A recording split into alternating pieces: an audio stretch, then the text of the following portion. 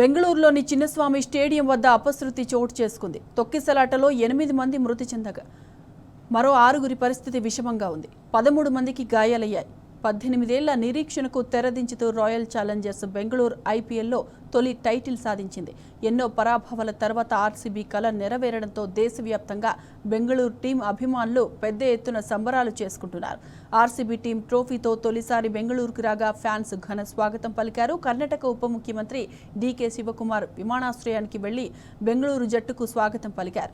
Virat Kohli, Krunal Pandya, Tim David, Dinesh కార్తిక్లకు ఆయన పుష్పగుచ్చం అందించి welcome చెప్పారు. అనంతరం బెంగళూరు జట్టు ప్రత్యేక బస్సులో విధాన సౌధకు చేరుకుంది.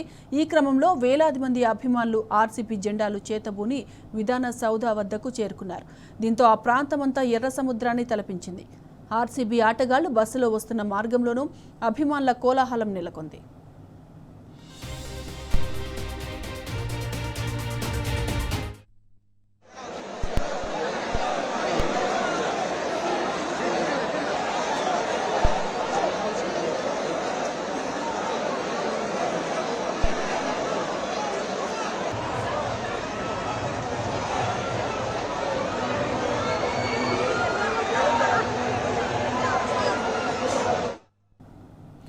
ఆర్సీబీ టీంకు చిన్నస్వామి స్టేడియంలో కర్ణాటక క్రికెట్ అసోసియేషన్ ఆధ్వర్యంలో సన్మాన కార్యక్రమం ఏర్పాటు చేశారు. దీంతో అక్కడికి కూడా భారీ సంఖ్యలో అభిమానులు తరలివచ్చారు. స్టేడియం గేట్లు సమీపంలోని గోడలు, చెట్లు ఎక్కారు.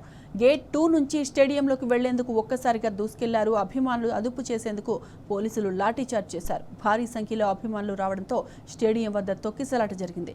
ఇప్పటి వరకు 8 మంది మృతి చెందగా మరో 6గురి పరిస్థితి విషమంగా ఉన్నట్లు సమాచారం. 50 మందికి గాయాలయ్యాయి.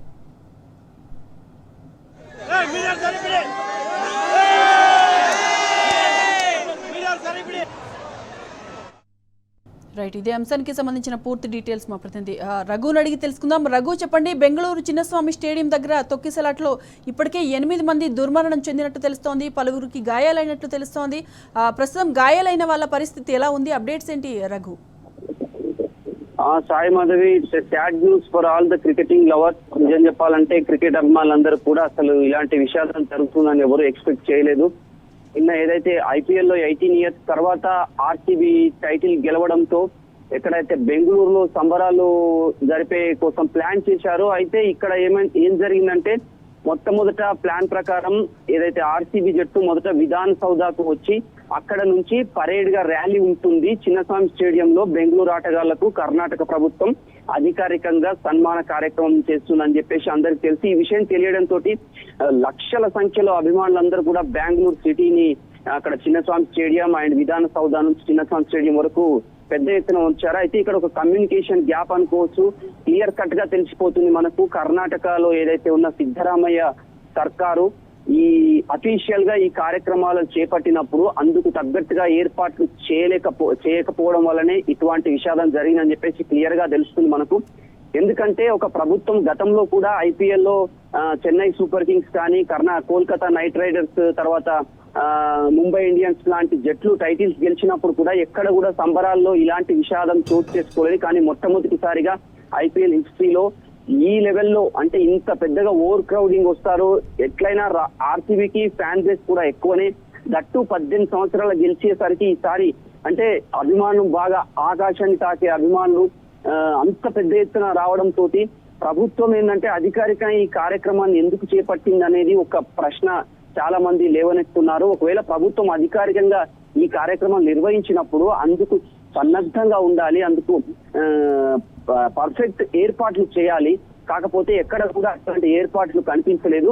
అయితే ఇక్కడ మనకి ఇంకొక లోపం సాయి మాధవి, ఎప్పుడైతే పరేడ్ క్యాన్సల్ చేశారు వీళ్ళు, ఎందుకంటే ఈ క్రౌడ్ ఎక్కువగా ఉంది, పరేడ్ మనం నిర్వహించలేమని చెప్పేసి ఏదైతే ర్యాలీ క్యాన్సిల్ చేయడంతో మొత్తంగా రోడ్ల మీద ఉండాల్సిన వాళ్ళందరూ ఫ్యాన్స్ అందరు కూడా ఏదైతే విధాన్ సౌదా నుంచి చిన్నస్వామి స్టేడియం వరకు రోడ్ల మీద ఉన్న ఫ్యాన్స్ అందరూ కూడా ఒక్కసారిగా తమ అభిమాన ఆటగాళ్ళని చూడాలి. ర్యాలీ క్యాన్సిల్ అయింది కాబట్టి అట్లీస్ట్ మనం చిన్నస్వామి స్టేడియం దగ్గర పోతేనన్నా అక్కడ మన అభిమాన ఆటగాళ్ళని చూడొచ్చు అన్న ఉద్దేశంతో ఒక్కసారిగా స్టేడియం దగ్గరికి అభిమానులందరూ పోటెత్తారు. అక్కడ గేట్లన్నీ క్లోజ్ ఉండడంతో స్టేడియం చుట్టుముట్టు ఉన్న అక్కడ ఎత్తైన బిల్డింగ్స్ కావచ్చు, చెట్లు, అక్కడ ఎక్కడ చుట్టుపక్కల ఉన్న ప్రతి టెర్రస్ పైకి కూడా ఎక్కారు అందరూ. ఈ నేపథ్యంలో కొంతమంది అంటే స్టేడియం దగ్గరగా ఉన్న అభిమానులందరూ కూడా ఆ సెకండ్ గేట్ నెంబర్ 2 ఏదైతే ఉందో గేట్ నెంబర్ 2 నుంచి గేట్ దాటి లోపలికి వెళ్లే ప్రయత్నం చేసే క్రమంలో అక్కడ నుంచి అభిమానులు ఒకరిపై ఒకరు పడి ఆ తొక్కిసలాట విపరీతమైన స్టాంపేడ్ జరిగినట్టు తెలుస్తోంది. ఇక్కడ పోలీసులు సరైన సంఖ్యలో లేకపోవడం వల్ల అభిమానులను నియంత్రించడంలో కంప్లీట్ గా ఫెయిల్ అవడం, ఆ యొక్క అంటే కంజెస్టెడ్ ఏరియాలో ఓవర్ క్రౌడింగ్ వల్ల సఫకేషన్ ఎక్కువ అవడం, సరైన ఆక్సిజన్ అందక మొత్తంగా చూసుకుంటే మనకు ఒక ట్రాజెడీ మనకు కనిపిస్తుంది సాయమాధవి. అక్కడ ఇప్పటికీ అక్కడ ఉన్న వాతావరణం చూస్తే చాలా ఒక భయానకమైన వాతావరణం అయితే అక్కడ మనకు ఆ దృశ్యాలు చూస్తే మనకు తెలిసిపోతుంది. మనం అధికారిక వార్తా సమాచారాలను బట్టి మనకి ఇప్పటి వరకు వచ్చిన సమాచారాన్ని కనీసం 8 మంది చనిపోయారని చెప్పేసి డిక్లేర్ చేశారు. దాదాపు 50 మందికి పైగా సీరియస్లీ అంటే సివియర్లీ ఇంజూర్డ్ పర్సన్స్ అక్కడ ఉన్నారని చెప్పి తెలుస్తుంది. వాళ్ళందరినీ కూడా దగ్గరలోని బౌరింగ్ హాస్పిటల్ కి తరలించి అక్కడ చికిత్స అందిస్తున్నట్లు మనకు తెలిసారు. ఇప్పటికే Karnataka deputy CM DK Shivakumar I'm very sorry అంటే ప్రభుత్వం తరఫున అందరికీ అపాలజీ చెప్పాడు. క్షమాపణ మేమంటే ఇక్కడ అంటే ప్రభుత్వం యొక్క వైఫల్యాన్ని క్లియర్ కట్ గా అంగీకరించినట్టే తెలుస్తుంది. ఎందుకంటే గవర్నమెంటే దీన్ని పూర్తిగా బాధ్యత తీసుకోవాల్సి ఉంటుంది సాయిమాధవి. ఇట్లాంటి అధికారిక కార్యక్రమాలను అసలు అంటే క్రికెట్ కి పాలిటిక్స్ కి ఒక క్లియర్ లింకేజ్ ఉంటది. అభిమాన ఆటగాళ్ళని యొక్క అభిమానాన్ని అంటే వాళ్ళ క్రెడిట్ తీసుకోవాలన్న ఉద్దేశంతో మన కర్ణాటక గవర్నమెంట్ ఎందుకు టేకప్ చేసింది అఫీషియల్ గా అంటే ఆటగాళ్ళని ఒకవేళ సన్మానం చేస్తే చేయవచ్చు. ఏదైతే ముందే అంటే ఇక్కడ డిప్యూటీ సీఎం కి అండ్ సీఎం సిద్ధరామయ్యకి మధ్య ఉన్న రాజకీయ ఏదైతే పొలిటికల్ గ్యాప్ ఉందో ఈ గ్యాప్ ని కూడా అంటే ఇక్కడ క్లియర్ గా నిన్న మ్యాచ్ కి డికే శివకుమార్ వెళ్ళడము, అక్కడ తను ఆర్సీబీ టీ షర్ట్ వేసుకొని అఫీషియల్ గా తను ఆర్సీబీకి సపోర్ట్ చేయడం, ఈలోగా ఏదైతే కప్ గెలిచిన తర్వాత సిద్ధరామయ్య డైరెక్ట్ గా ఎయిర్పోర్ట్ కు వెళ్లి ఆటగాళ్ళను రిసీవ్ చేసుకోవడము, అక్కడ నుంచి విధాన్ సౌదాకు వచ్చి ఇక్కడ వీళ్ళని కలవడము, ఆ పరేడ్ ప్లానింగ్ ఏదైతే ఉందో సడన్ గా ఉన్నట్టుండి ర్యాలీ ముందు షెడ్యూల్ ప్రకారం అయితే ర్యాలీ ఉంది. ఎక్కడి నుంచి విధాన్ సౌదా నుంచి చిన్నస్వామి స్టేడియం వరకు ర్యాలీ జరగాలి. ఆ ర్యాలీ జరగాల్సిన ర్యాలీని మరి గవర్నమెంట్ ఉన్నట్టుండి ఎందుకు ఆపేసింది? ఎందుకంటే ఈ ర్యాలీ జరగకపోవడానికి అక్కడ జరిగిన తొక్కిసలాటకి ఖచ్చితంగా కనెక్షన్ అంటే అది ఒక కారణంగా చెప్పొచ్చు సాయిమాధవి. ఎందుకంటే ఒకవేళ ర్యాలీ జరిగి ఉంటే వేలాది మంది ఎవరైతే చిన్నస్వామి స్టేడియం దగ్గర పోటెత్తిన అభిమానులందరూ కూడా రోడ్ల మీద వైడ్ స్ప్రెడ్ అయ్యేవాళ్ళు. అంటే రోడ్ల మీద ఉండాల్సిన ఈ యొక్క అభిమానులందరూ కూడా ఒక్కసారిగా ర్యాలీ క్యాన్సల్ అయింది. సో అంటే ఎలాగైనా చూడాలి, మా యొక్క అభిమాన ఆటగాళ్ళని చూడాలని చెప్పేసి మొత్తం అందరూ కూడా చిన్నస్వామి స్టేడియం కి వెళ్ళిపోయారు. అక్కడ ఆ స్టేడియం కు వెళ్ళిపోవడం వల్ల అంత ఓవర్ క్రౌడింగ్ ని అక్కడ సఫిషియెంట్ గా పోలీస్ స్టాఫ్ భద్రతా సిబ్బంది లేకపోవడము, ఆ యొక్క ప్రభుత్వ వైఫల్యాలు క్లియర్ గా కనిపిస్తున్నాయి సాయిమాధవి. ఏది ఏమైనా కూడా ఒక సగటు క్రికెట్ అభిమానులు